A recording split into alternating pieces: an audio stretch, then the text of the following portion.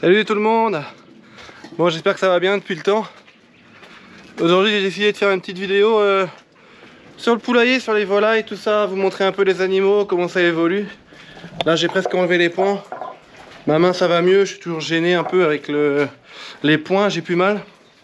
Vraiment ça tire avec les points, c'est chiant, je peux rien forcer. Donc voilà. Donc aujourd'hui je me suis dit, allez on fait une petite visite de la maison, enfin du jardin. Le jardin de toute façon vous voyez il est même pas encore semé, on arrive, je peux rien faire dans la terre, je peux pas me choper d'infection à la main. J'ai encore la plaie qui est un peu, qui est pas tout à fait fermée sur le côté, du coup je peux rien faire. Donc là niveau jardin, pas grand chose, le petit rocker il est toujours là. Elle est où ta poule? Ah ça fait un œuf, elle est dans sa petite cabane là.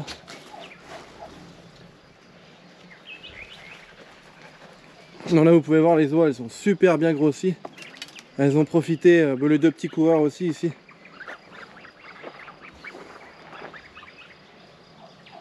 Puis les oies elles ont grossi, elles sont devenues énormes. Des grosses mémères. Ça y est, elles nagent, elles ont emplumé. Puis la serre elle a été plantée. Elle a été semée. Voilà. Donc les tomates, vous allez voir la différence dans 2 semaines ce qui va se passer. Ici on verra même plus la serre. Ça va exploser la verdure à l'intérieur. Donc là on a traîné. Qu'est-ce que c'est que ça, Sibir? Qu'est-ce que c'est que ça? Oh, magnifique. Vous l'avez vu? J'espère qu'on la verra à la caméra. Une grosse abeille charbonnière, je sais plus comment ça s'appelle, elle est gros comme un frelon noir, magnifique. Faut pas les tuer hein, si vous en voyez des trucs comme ça, c'est pas agressif. Bon là, j'ai la deuxième fournée de poulet de Bresse. Et puis les bébés de ma race. Donc vous voyez, il y en a qui sont connus. C'est curieux hein. C'est vraiment incroyable. Et j'en ai 3 comme ça. Il y en a un là qui est vraiment connu. L'autre derrière c'est pareil, il est connu presque. Et de l'autre côté, j'ai 2 autres, et dans les 2 premiers, il y a un des 2 qui est connu aussi. Donc là, c'est la dernière semaine ici. La semaine prochaine, ils rejoignent les autres dans le parc mobile, sur le poulailler mobile. Donc là, ils sont vraiment bien adaptés. Le poulailler mobile, c'est le top hein, là-bas. Donc là, je vois j'ai 2 poulettes qui vont être super belles. Ça, c'est les 2 derniers jours avec le duvet. Dans 2 jours, ils n'ont plus de duvet du tout. Donc on les voit, les 2 petits bleus là en haut, là, superbes. J'ai pas mal de poulettes, j'ai l'impression. Le but c'était plus d'avoir des coques. Donc il va falloir faire une bonne sélection de ce que je garde et ce que je garde pas. J'ai hâte de voir ce que ça donne, ça aussi, le roux là. Ça c'est des œufs, normalement c'est censé être des poulets de Bresse gaulois. Ça vient d'un élevage où il y a beaucoup de volailles. Donc je pense que quand je vois les poulets, c'est sûr qu'il y a du mix là-dedans, d'autres choses. Là, j'ai les 2 derniers coureurs indiens. Bon, ils sont assez peureux les coureurs, c'est un peu bébête. Bon, lui le grand, il est largement assez grand pour sortir avec les autres. Le problème c'est que le petit, il est encore un peu trop petit. Et puis les oies, c'est vraiment des garces, hein. Elles le piquent, elles l'attaquent. Donc j'ai dit tant pis, tu vas rester une semaine de plus avec ton pote. Sinon il se met bien, ils s'entendent bien avec les autres. De toute façon les oies dans pas très longtemps elles vont sortir hein. J'attends toujours pour creuser mon petit bassin. Il est toujours pas venu, d'ailleurs je vais l'appeler après avoir tourné la vidéo. Donc là on a les briquels. Ils vont venir me voir. Donc toujours top, ils sont tous toujours là, pas de soucis. Là j'ai une des australorpes qui prend le soleil un petit peu avec son plumage noir. Ça cogne hein mamie. Fait chaud là. Là, bon les petits Nagasaki je vais les montrer après. Le dindon qui fait le dindon. Donc les dindons là ils me pondent tous les jours 2 œufs. Donc ça fait plus d'1 mois et demi qu'ils me pondent tous les jours 2 œufs. J'ai gardé tous les œufs. Les œufs de la première semaine, j'ai eu que 2 petits. Et là maintenant je mets une fournée toutes les semaines, je remets 14 œufs, enfin pas 14 œufs parce qu'elles pondent pas tous les jours 2 œufs exactement, mais en moyenne, allez sur 15 jours j'ai 10 œufs.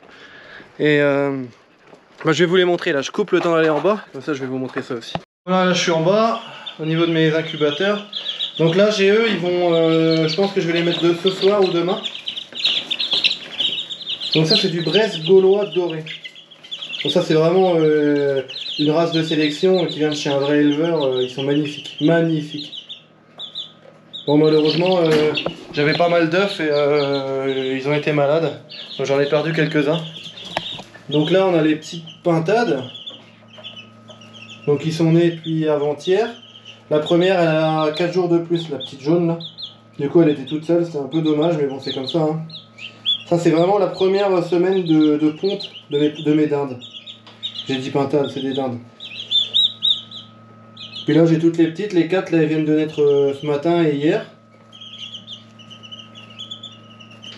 Elles se reposent, hein. C'est dur à la naissance hein. Hein, et toi, lui il est beau lui. Il est gros. Un gros pépère.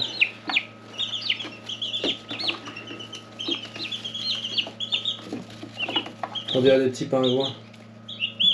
Elle était belle toi. Avec des grosses têtes. Voilà, donc en bas c'est comme ça. Ici, j'ai mes ténébrions. Toujours. Donc c'est rempli. J'avais fait un tri une fois, j'ai pas eu de bébé. Donc là, qu'est-ce qu'on a? On a un autre qui est né encore. Ah, puis j'en ai un autre qui pique là aussi qui va naître. Super. Je vais juste l'asperger un petit peu. Bon, je vous reprends à l'extérieur. Donc vous voyez, hein, pas mal. Les dindes, c'est super. Donc j'ai oublié de montrer aussi ici. Il y a cet incubateur là. Donc là c'est que de la dinde. Au fond il y a 8 œufs de coureurs indiens. Donc ceux-là ça va être des coureurs que je vais vendre à Viens-Kira. Laisse-le tranquille. Donc voilà. Pas mal de naissances, c'est super. Là mon parc avec les pondeuses. Kira viens ici. Donc là il fait chaud. Vous voyez elles se mettent à l'abri sous les petites fabrications. Les petites constructions que j'avais fait. Il y en a une qui prend un petit bain là-bas. Donc là il y a un coup de soleil donc il fait un peu chaud ouais. Les petits Nagasaki, il y en a un là. Les autres doivent être à l'intérieur. Je vais ouvrir, ils vont tous sortir. Voilà. C'était sûr.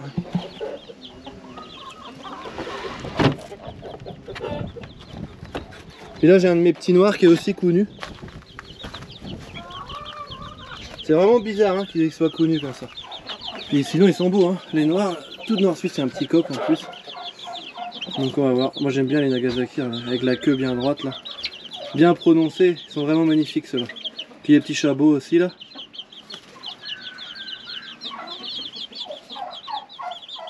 Bon c'est bien, j'ai juste un coq là-haut. Le petit coq roux. Normalement j'ai des poules. Puis mes deux petites races là-haut là. C'est pareil, je pense que je vais essayer de croiser après un de ces deux là avec un des coqs de Nagasaki, voir ce que ça donne.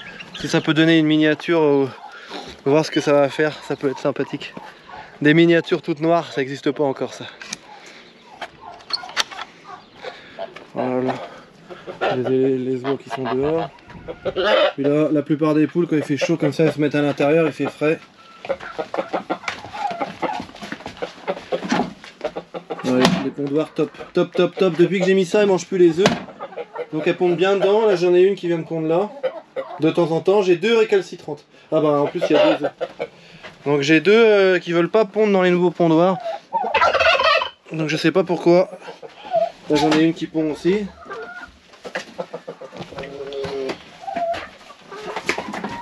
Je vais mettre les œufs là, je vais les récupérer plus tard. Ça c'est mes petites poulettes de l'année dernière. Superbe, toute blanche avec la tête noire et l'œil rouge. Je les trouve magnifiques aussi. Très sauvage. Bon, je vais aller vous montrer le poulailler mobile maintenant. Voir un peu comment ça a évolué. Là vous voyez la végétation elle a bien prise. Hein. Ça s'est envolé et là j'ai tendu il y a 2 jours. Tous les 2 jours faut tondre. On a des averses, il fait 25. Entre 20 et 25 tous les jours. Avec des grosses averses. Moi j'aime bien. Le soir il pleut. Pshh. C'est quoi, c'est un chat sauvage? Kira, regarde là-bas, va chercher. Va chercher. Va chercher. Tiens. Va chercher. Kira. Non, Kira, viens ici. On va la laisser aller dans les tiques. La petite épanelle, elle s'est chopé une tique la semaine dernière. Kira, viens ici. Tina, attention. Sibir. Et un soir, elle était malade. On se demandait ce qu'elle avait. On pensait qu'elle avait mangé une saloperie encore. Parce qu'ils n'arrêtent pas de me manger toutes les conneries qui traînent à droite à gauche. Tina, viens ici. Et au final, eh ben, la tique lui a refilé une merde. Et donc, elle est malade maintenant. Elle est sous 25 jours sous antibiotiques. Normalement, ça va le faire. On l'a pris à temps. Je me rappelle plus de la maladie, mais une sale maladie. Du coup, on a beaucoup de moustiques. Kira, Tina, Sibir. Allez, Sibir. Là, j'ai mes oies. Bon, elles attendent les autres. C'est bien comme j'ai fait du coup, parce qu'elles sont de l'autre côté de la... Là, j'ai mis une porte. On a fabriqué une porte. Et du coup, elles se voient avec les autres oies, parce qu'elles vont pas tarder à être ensemble. Donc j'ai les chèvres. Donc là, il y a Naya. Naya qui est là. Il est où l'affreux Jojo? Samy? Samy?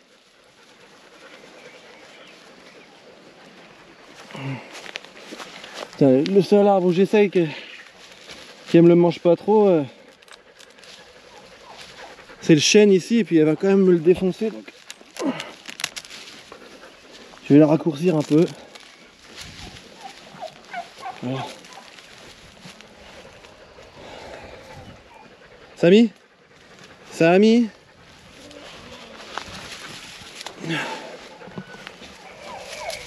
On commence à être balèze. Bon, là il y a Naya et il y a Naska qui est là, qui mange les roses, les églantiers. Donc là elles m'ont bien nettoyé, hein. Tout ça là. Normalement ici c'est la friche. Super. Là je vais enlever tous les églantiers après, puis ça fera, le champ va être propre. Et puis j'attends en bas toujours, hein, j'attends toujours, je vais l'appeler là. J'attends toujours pour qu'ils viennent me creuser le bassin, et je veux qu'ils me poussent toutes les merdes que j'avais coupées cet hiver pour pouvoir mettre un autre grillage comme ça, ou une clôture directement. Donc là c'est vraiment top. Enfin, c'est le meilleur truc que j'ai fait, j'aurais dû faire depuis des années. Regardez mes poulets de viande, ils sont... J'ai quelques poules aussi dedans que je vais garder, les viandottes entre autres, peut-être quelques coucous. Enfin c'est des coucous marrons. Là il y a une viandotte dedans aussi. Celle-là je vais la garder. J'ai les crème leg bar aussi à l'intérieur. Je regarde que j'ai pas de tiques. Dans les broussailles il faut regarder. Voilà. Donc j'ai les petites coucous, elles ont bien nettoyé, hein. Franchement j'ai rien coupé, c'est elle qui nettoie tout. Elle mange les petites fourmis, il y avait une fourmilière, il n'y en a plus. Là j'ai ma viandotte qui est là-bas, la poule elle est belle celle-là, puis elle est gentille.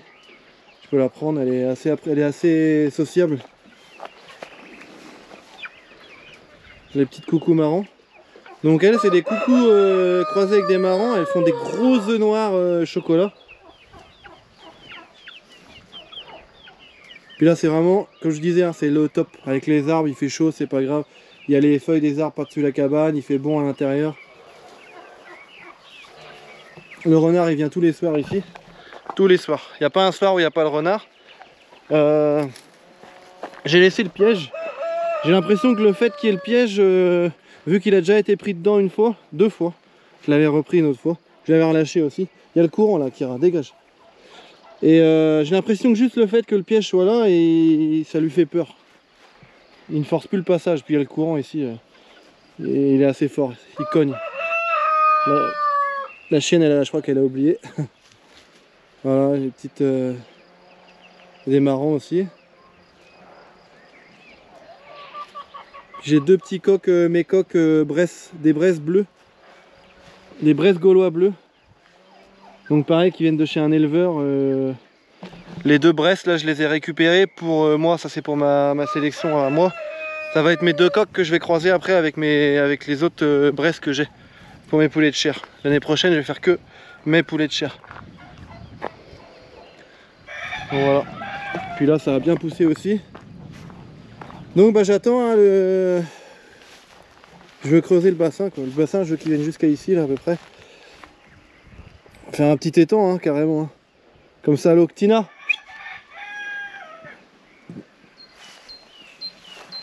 Faire un beau petit étang. Mais un truc quand même rebouchable, parce que c'est pas chez moi, je vais pas faire d'histoire. Et après, là, je vais... Toute cette merde, là, ça, c'est les trucs. Normalement, ici, c'était la forêt comme là-bas. Partout. Et ça, cet hiver, j'avais débroussaillé, coupé. Et du coup, ce que j'aimerais bien, c'est quand il vient avec la machine, le tractopelle, tout ça, plutôt que de foutre le feu dedans, j'ai rien qui me le pousse, qui me l'emmène 15 mètres derrière en m'arrachant tous les arbres, mais sans trop les arracher ici. Parce que ça, c'est super pour les chèvres, elles se régalent avec ça. Donc ce que je vais faire, je vais mettre une grande clôture après qui fait le tour derrière tout ça. Là. Derrière ça. La clôture, elle va venir fermer contre le grillage. Ah, mais ils grimpent dans les arbres, les oiseaux. Les poulets, ils sont dans les arbres. Et voilà, je vais fermer devant après. Et ça va être le parc des chèvres. Donc le parc des chèvres, là il y en a, ça fait un terrain, il y aura plus de 1000 mètres carrés là. Même avec si je prends le terrain qui est en bas, si j'arrive à faire le tour avec une clôture, je peux avoir 3000 mètres carrés juste pour les chèvres.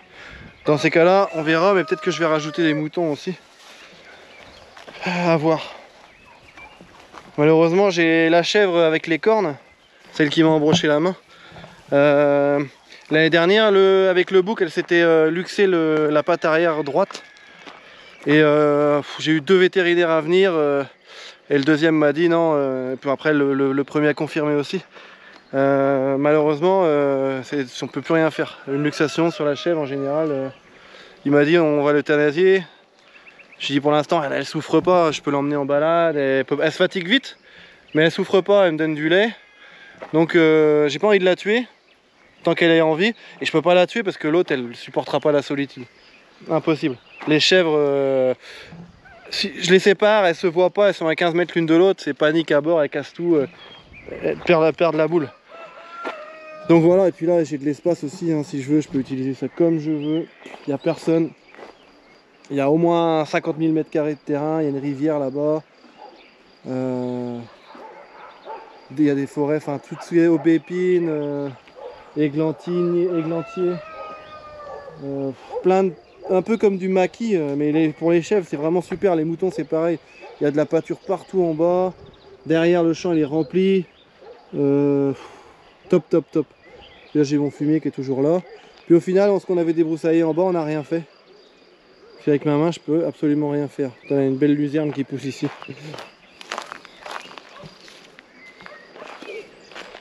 Des orties. J'ai galéré à en planter partout, au final j'avais jeté des graines à l'arrache ici. Parce que c'est un peu rocailleux quand on avait fait la route. Et puis maintenant super, j'ai de l'ortie à fond ici. Donc ça c'est pareil, plus rien d'ortie pour le jardin. En dessous là j'ai un noyer. Celui-là je vais le couper en partie, le sol là. Là il fera pas un hiver de plus, cette branche. Hein. Cette branche, elle fait pas l'hiver. Elle a connu 2 tempêtes, elle est déjà tombée à moitié. Donc on va voir si j'arrive à la maintenir. C'est bien.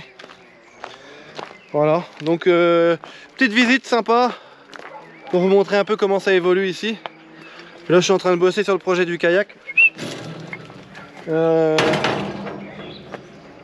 et puis la pelouse, là faudrait que. Là je tombe pas, cette année je vais pas trop tondre ici. Je fais un test.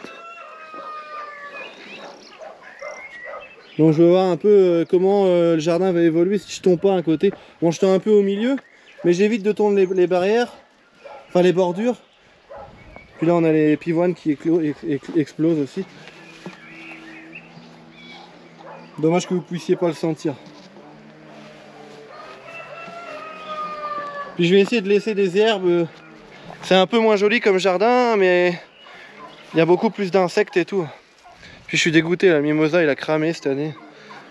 Il est parti en fleurs, il a fait moins 7 et il est mort. Il a dû monter en sève et puis voilà. Là vous voyez ce que c'est, je sais pas si certains d'entre vous connaissent. Pour voir, vous vous rendez compte de la taille de ça. Donc c'est bien un buis pour ceux qui connaissent. Donc incroyable. Donc les troncs là. Donc de cette taille là c'est très rare.